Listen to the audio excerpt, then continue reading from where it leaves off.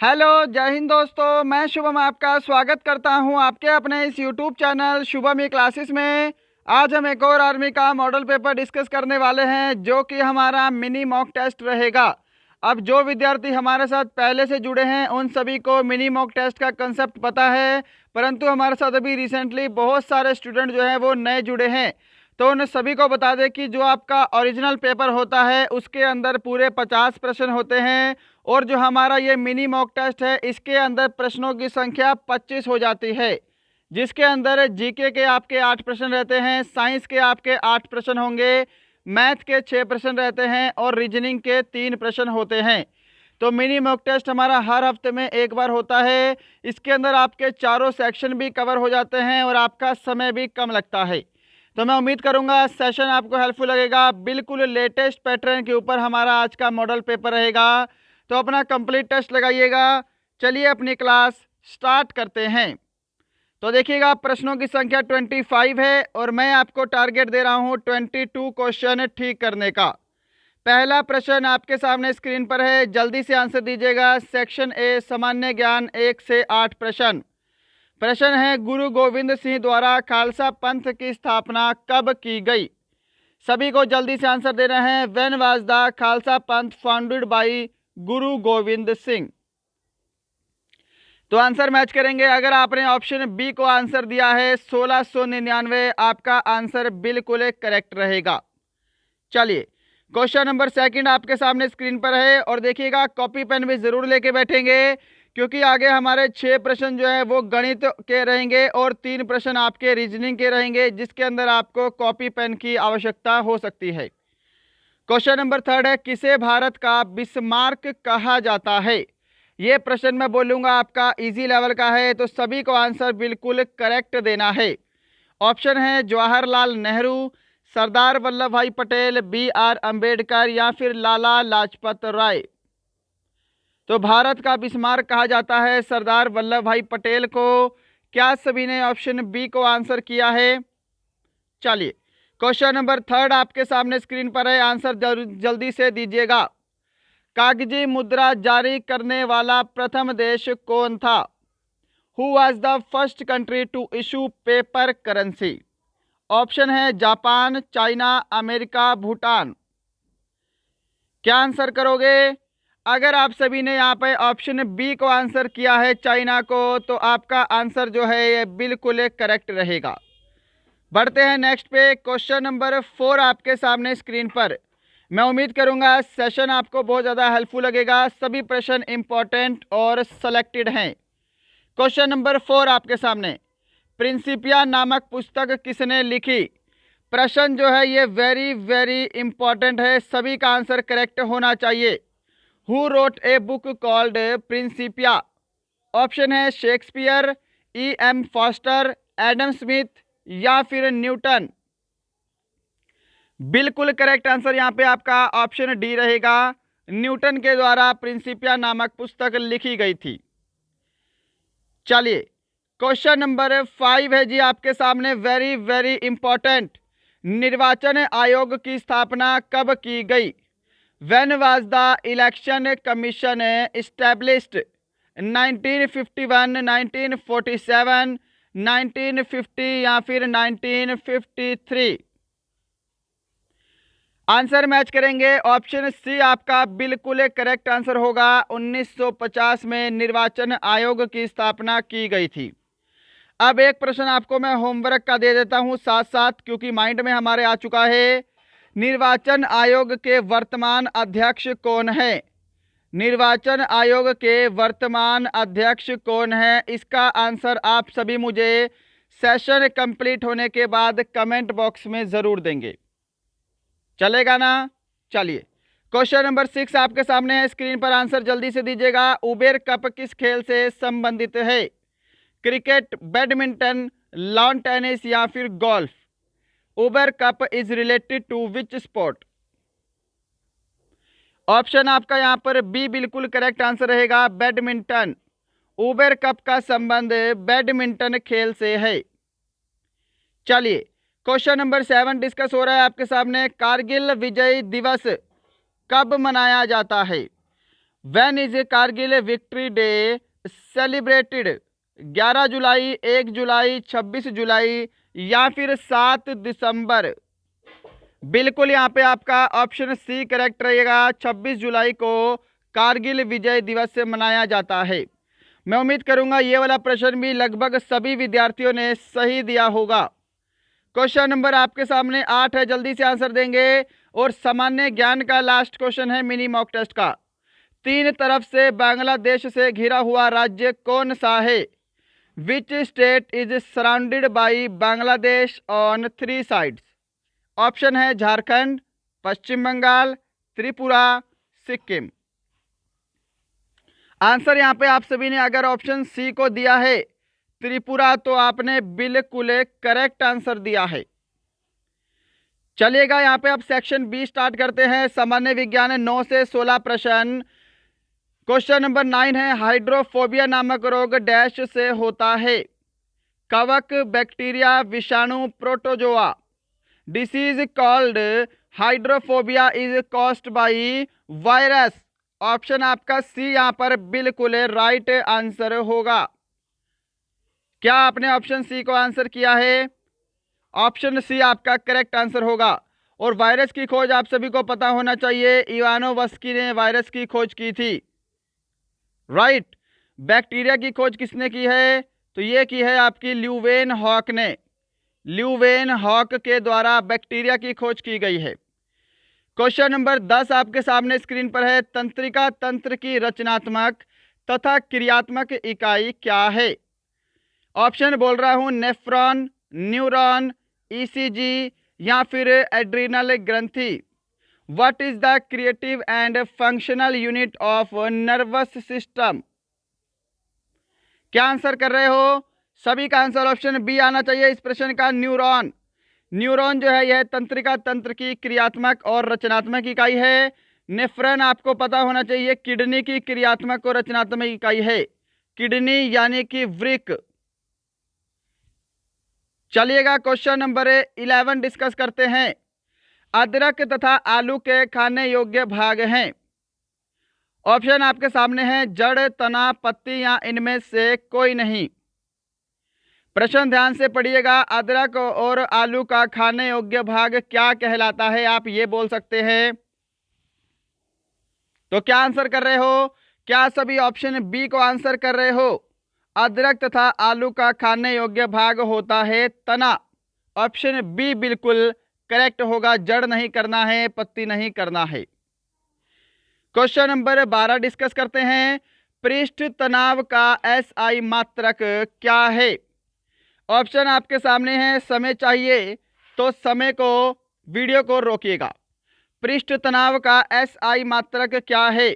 What is the SI unit of surface tension? तो देखिएगा, पृष्ठ तनाव का एसआई मात्रक होता है न्यूटन पर मीटर। ऑप्शन आपका यहाँ पर बी बिल्कुल करेक्ट आंसर होगा।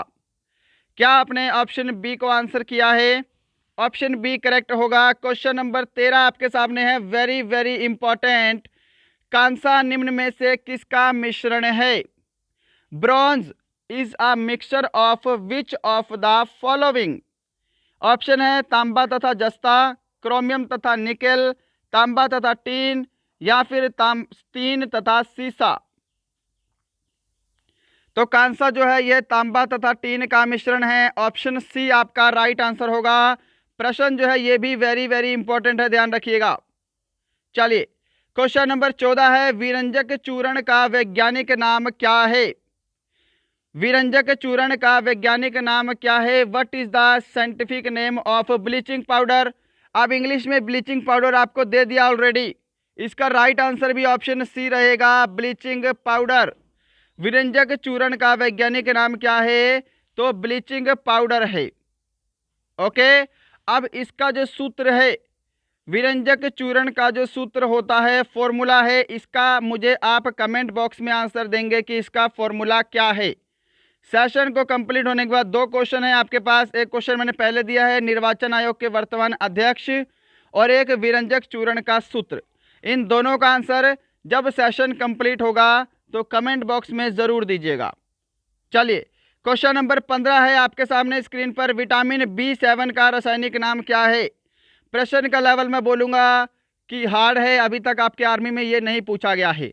विटामिन A, B और C, D का वैज्ञानिक नाम पूछा जा चुका है।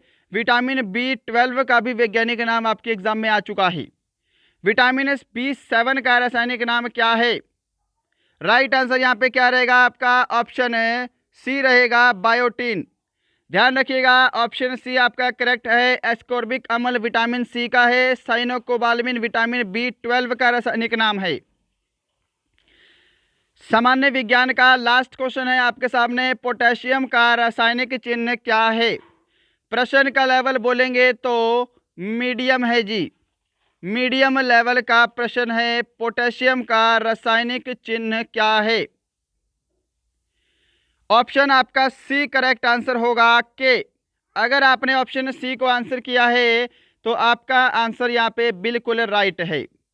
तो दोस्तों यहाँ पे हमारे मिनी मॉक टेस्ट के सामान्य ज्ञान और सामान्य विज्ञान कंप्लीट सेक्शन सी डिस्कस कर रहे हैं हम। सामान्य गणित 17 से 22 ओनली आपके 6 प्रश्न, तो बिल्कुल टेस्ट को कंप्लीट लगाना है।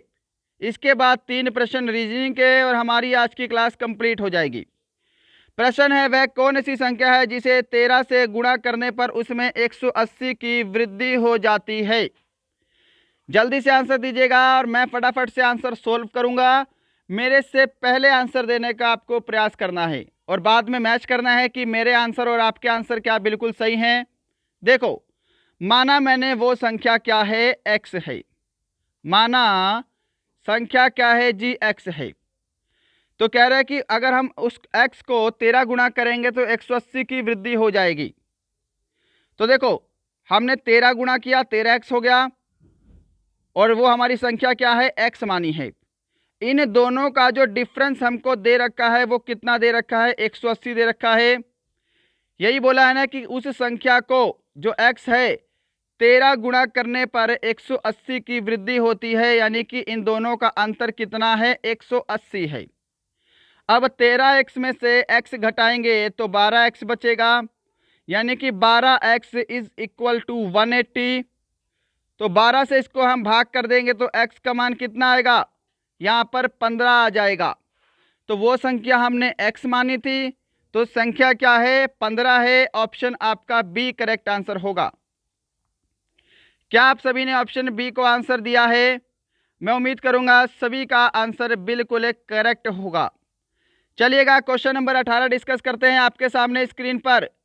3 लड़कों की औसत आयु 18 वर्ष है। यदि उनकी आयु का अनुपात 5:3:1 हो तो सबसे बड़े लड़के की आयु कितने वर्ष है। तो देखिएगा, 3 लड़कों की औसत आयु 18 वर्ष है। यदि मैं 3 को 18 से गुणा कर दूं तो 3 लड़कों की टोटल आयु हो जाएगी 54 वर्ष, है ना। अब देखो, इनकी आयु का रेशो दे रखा है 5:3:1। ये इनकी आयु का रेशो है। अब इनकी रेशो का अगर मैं टोटल करूं तो ये आपका बनता है 9 और एक्चुअल में टोटल कितना है, 54 का है। तो 9 की वैल्यू 54 के बराबर हो जाएगी। तो यहां से मैं एक रेशो का मान निकालूंगा तो कितना आएगा, 6 आएगा। हमको बोला है सबसे बड़े लड़के की आयु कितने वर्ष है। यदि एक रेशो का मान 6 है तो बड़ा रेशो कौन सा है, 5 है। तो 5 रेशो का मान कितना होगा, 6 × 5 is equal to 30। Answer option C आपका करेक्ट होगा। क्या सभी को ये वाला प्रश्न भी समझ में आया है। मैं उम्मीद करूंगा आपने मेरे से पहले आंसर दिया होगा और जो विद्यार्थी नए हैं जिनको मैथ नहीं आता उनको ये क्वेश्चन समझ में आया होगा। और देखिएगा, मैथ की मैं पूरे आपको एक बार 100 क्वेश्चन की वीडियो कंप्लीट दे चुका हूँ, 2 घंटे की क्लास। आप यूट्यूब लिखेंगे army math top 100 questions Shubham e classes, आपके सामने वो वीडियो आ जाएगा। राइट, अभी थोड़े दिन बाद हमारी एक और मैथ की जो है आर्मी की पूरे 100 क्वेश्चन की क्लास होने वाली है, तो उसकी प्रतीक्षा करेंगे बिल्कुल लेटेस्ट पैटर्न पर। इस क्वेश्चन का आंसर दीजिएगा। जो इंग्लिश मीडियम विद्यार्थी हैं वो इसको इंग्लिश में पढ़ेंगे, हम प्रश्न को हिंदी में सोल्व करेंगे। चलो ऐसे कर लेते हैं। प्रश्न है, एक व्यक्ति अपनी वस्तु का अंकित मूल्य क्रय मूल्य से 40% अधिक अंकित करता है। यदि वह अंकित मूल्य पर 20% की छूट दे तो लाभ प्रतिशत कितना होगा? आंसर दीजिएगा। तो देखिएगा यहाँ पर मैं लिख लेता हूँ सीपी यानी कि क्रय मूल्य, और यहाँ पर मैं लिख लेता हूँ एमपी यानी कि अंकित मूल्य। अब माना मैंने वस्तु का क्रय मूल्य 100 है, आप 100 के अलावा कुछ भी मान सकते हैं। 100 इसलिए माना है ताकि कैलकुलेशन आसान हो जाए, राइट। अब यहाँ पर कह रहा है कि जो अंकित मूल्य है वो क्रय मूल्य से 40% अधिक है। यदि क्रय मूल्य 100 है तो अंकित मूल्य 140 होगा, क्योंकि 40% अधिक है। अब अंकित मूल्य पर 20% की छूट दी जाए तो लाभ प्रतिशत कितना होगा? अंकित मूल्य 140 रुपये है, 140 का 20% कितना होता है? 28 होता है। ये तो निकालोगे अपने आप। तो छूट देने के बाद कितना बचेगा? 10 में से 8 गए 2, यहाँ पे 112 बचेगा। समझ गए? अब देखो, क्रय मूल्य था आपका 100 रुपये, बेची कितने की है? 112 रुपये की बेची है। तो यहाँ पर तो सिंपल दिखाई दे रहा है 12 रुपये का लाभ हुआ है। तो प्रॉफिट परसेंट आपको निकालना है। प्रॉफिट परसेंट कितना होता है? लाभ गुणा 100 और बटे में क्रय मूल्य जो हमारा क्या है? 100 है। तो 100 से ये 100 कैंसल। ऑप्शन आपका डी करेक्ट आंसर होगा, 12%। जिन्होंने ऑप्शन डी को आंसर किया है उनका आंसर है बिल्कुल यहाँ पे करेक्ट है। समझ गए? चलिए, क्वेश्चन नंबर 20 है आपके सामने, स्क्रीन पर आंसर दीजिएगा जल्दी से। 0.02 तथा 0.32 का मध्यानुपाती ज्ञात करो। मध्यानुपाती का सूत्र मालूम है ना आपको? रेशो एंड प्रपोर्शन वाला टॉपिक बिल्कुल कंप्लीट करवाया है, नहीं देखा तो यूट्यूब पे लिखिएगा ratio and proportion Shubham e classes. देखो, मध्यानुपाती का सूत्र होता है √AB। ये आपका ए है, ये आपका बी है। ओके, अब इसको कैसे करेंगे? देखो, ये 0.02 को मैं 2/100 लिख सकता हूं, है ना, क्योंकि 2 डिजिट के बाद पॉइंट है, गुणा 0.32 को मैं 32/100 लिख सकता हूं, क्योंकि यहां पर भी 2 डिजिट के बाद पॉइंट है, और ये सारा के सारा आपका अंडर रूट में होगा। समझ गए इतना? देखो, 32 दूनी 64, और नीचे आपका क्या आ जाएगा? नीचे आपका 4 0 आ जाएंगी, है ना। ये अंडर रूट में है आपका। तो जब अंडर रूट हटेगा तो यहाँ पे 8 बटे में कितना हो जाएगा? 100 हो जाएगा। समझ गए? अब 8 बटे में 100 है तो 0.08 आपका करेक्ट आंसर होगा। इसको सोल्व करने के बाद ऑप्शन आपका सी बिल्कुल करेक्ट है। क्वेश्चन नंबर 21 आपके सामने स्क्रीन पर है, आंसर दीजिएगा। सिंपल सा प्रश्न है और प्रश्न इंपॉर्टेंट है कि 15:9 के प्रत्येक पद में से क्या घटाया जाए कि संख्याएं 3:4 के अनुपात में हो जाएं, राइट। अब यहां पर देखिए, 15:9 को हम कैसे लिख सकते हैं? 15/19 लिख सकते हैं, ये सभी को पता होगा। अब इसके में से प्रत्येक पद में से क्या घटाया जाए, हमको तो पता नहीं क्या घटाना है, तो हम उसको x मान लेते हैं कि हमने इसमें से भी x घटा दिया और इसमें से भी x घटा दिया। ठीक है, तो वो संख्याएं बाद में 3:4 के अनुपात में हो जाएंगी। अब 3:4 को भी मैं 3/4 लिख सकता हूं। इतना स्टेप तो सभी को समझ में आया होगा, आई होप। अब आपको यहाँ पर क्या करना है, ध्यान से समझिएगा। यहाँ पर आपको क्रॉस मल्टीप्लाई करना है। क्रॉस मल्टीप्लाई करने के बाद ये आपका बनेगा 60 - 4x is equal to 57 - 3x। तो ये माइनस का 4x, ये माइनस का 3x, ये माइनस का 3x जब इधर आएगा तो यहाँ पे आपका सिर्फ और सिर्फ x बचेगा, है ना। अब यहाँ से ऐसी जब 57 इधर जाके 60 में माइनस होगा तो यहाँ पे कितना बचेगा? 3 बचेगा। तो यहाँ पे राइट आंसर क्या होगा? ऑप्शन ए होगा आपका 3, राइट। x का मान आपका कितना आएगा? यहाँ से 3 आएगा। ऑप्शन आपका ए बिल्कुल करेक्ट आंसर होगा। क्वेश्चन नंबर 22 आपके सामने स्क्रीन पर है, जल्दी से आंसर देंगे स्क्रीन पर आपके सामने। और जो आपका पिछला प्रश्न है इसको आप ऑप्शन से भी कर सकते थे। जैसे देखो, 15:19 है ना आपको, इसमें से आप 3 घटा दो तो यहाँ पे कितना बच गया? यहाँ पे 12 बच गया। इसमें से अगर मैं 3 घटा दूँ तो यहाँ पे कितना बचेगा? 16 बचेगा। तो इसको रेशो बना लो, 4 × 12 और 4 × 4 = 16, 3:4 यहाँ पर भी बन रहा है आपका ये वाला। ऐसे भी आप कर सकते थे। नेक्स्ट क्वेश्चन है क्वेश्चन नंबर 22 और मैथ का लास्ट क्वेश्चन आपके सामने स्क्रीन पर। आंसर जल्दी से दीजिएगा। क्वेश्चन बोल रहा है कि 16 व्यक्ति 7 घंटे प्रतिदिन कार्य करके किसी कार्य को 48 दिन में करते हैं, तो 14 व्यक्ति 12 घंटे कार्य करके उसे कितने दिन में करेंगे। अब ऐसे क्वेश्चन के मैं आपको बेसिक पहले कई बार करवा चुका हूं, तो इस प्रश्न को डायरेक्ट करेंगे। देखिए 16 व्यक्ति 7 घंटे कार्य करके प्रतिदिन किसी कार्य को 48 घंटे में करते हैं, 48 दिन में करते हैं, राइट। तो बोल रहा है कि 14 व्यक्ति प्रतिदिन 12 घंटे काम करके उसे कितने दिन में करेंगे, यही तो है। अब बस अपने आप कैंसिल कर दो, आपका आंसर आ जाएगा। देखो 12 चौके 48, 2 दूनी 4 और 2 सत्ते 14, ये 7 से ये 7 कैंसल, 16 गुणा 2 कितना होता है 32, 32 दिन आपका ऑप्शन सी करेक्ट आंसर होगा। क्या सभी ने ऑप्शन सी को आंसर किया है? चलिए, तो यहाँ पे आपके मैथ के क्वेश्चन कंप्लीट होते हैं। अब है आपके सामने सेक्शन डी, जो कि है हमारा रीजनिंग का। इसका आंसर देंगे। क्वेश्चन थोड़ा सा अच्छा है, अच्छे लेवल का है। बताइएगा यहाँ पे क्या लॉजिक फॉलो हो रहा है। तो उम्मीद करूंगा आपको काफ़ी समय मिल गया है। देखो यहाँ पर आपकी 2 सीरीज फॉलो हो रही हैं। सीरीज क्या है आप देखिएगा ध्यान से। 2 सीरीज कौन कौन से यहाँ पे देखो, एक ये है 1 3 5 7 9, तो यहाँ पे क्या आएगा आपका 11 आएगा, ठीक है। दूसरी 4 को पकड़ो, 4 3 7, 7 3 10, 10 3 13, 13 और 3 यहाँ पे 16 आएगा। तो 16 और 11 आपका आंसर होगा ऑप्शन बी। क्वेश्चन नंबर 24 आपके सामने है। अगर आपने अभी तक लाइक शेयर एंड सब्सक्राइब नहीं किया तो ये काम अपने आप कर दिया करो। डेली आप ऐसा काम ज़रूर किया करो ताकि मुझे मोटिवेशन मिले और मैं और अच्छे से अच्छा कंटेंट आपके लिए लेकर आऊँ, है ना। आपके लाइक शेयर और सब्सक्राइब से ही मोटिवेशन हमें मिलता है। क्वेश्चन नंबर 24 है, यदि आज से 2 दिन पहले रविवार था तो आज से आने वाला तीसरा दिन कौन सा होगा।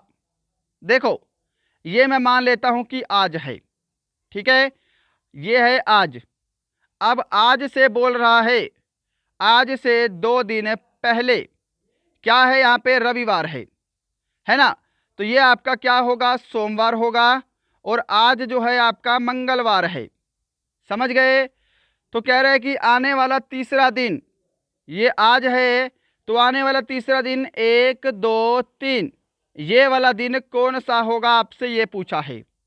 तो अगर आज मंगलवार है तो कल बुधवार होगा, फिर वीरवार होगा और फिर यहाँ पे कौन सा दिन होगा शुक्रवार होगा। ऑप्शन आपका सी यहाँ पर बिल्कुल करेक्ट आंसर होगा। आने वाला तीसरा दिन फ्राइडे है। क्या सभी को ये वाला प्रश्न समझ में आया है? चलिएगा क्वेश्चन नंबर 25 आपके सामने स्क्रीन पर है, लास्ट क्वेश्चन। जल्दी से सभी को आंसर करना है। प्रश्न वेरी वेरी इंपॉर्टेंट है। आज का लास्ट क्वेश्चन है कि यदि किसी कोड भाषा में इसको इस फॉर्म में लिखते हैं तो उसी कोड भाषा में ZNOQS को कैसे लिखेंगे। देखिएगा यहाँ पे क्या है AEIJ और K, इसको लिखा है CGKLM। देखो ए के बाद क्या है बी को छोड़ के सी अल्फ़ाबेट डाला है, ई के बाद एफ को छोड़ के जी डाला है, यानी कि यहाँ पे एक अल्फ़ाबेट छोड़ के अगला अल्फ़ाबेट ऐड किया है। समझ पा रहे हो? जैसे जे के बाद के को छोड़ के एल, इस तरीके से। तो आपसे पूछा है कि इसको हम किस फॉर्म में लिखेंगे। तो देखो जेड के बाद ए को छोड़ेंगे, यहाँ पे बी लिखेंगे, एन के बाद ओ को छोड़ के पी लिखेंगे, ओ के बाद पी को छोड़कर क्यू लिखेंगे, क्यू के बाद आर को छोड़कर एस लिखेंगे और एस के बाद टी को छोड़कर हम यू लिखेंगे। तो यहाँ पे आपका BPQSU ऑप्शन आपका डी में है। ऑप्शन आपका डी बिल्कुल करेक्ट आंसर होगा। अगर आपने ऑप्शन डी को आंसर दिया है आपका आंसर करेक्ट है। तो दोस्तों ये था आज का आपका मिनी मॉक टेस्ट। बताइएगा आज का सेशन आपको कैसा लगा। मैं उम्मीद करूंगा सेशन आपको ज़रूर हेल्पफुल लगा होगा। बताइएगा आज के क्वेश्चन पेपर में आपका स्कोर कितना था। मिलते हैं कल किसी और अच्छे टॉपिक के साथ। तब तक के लिए जय हिंद, जय भारत।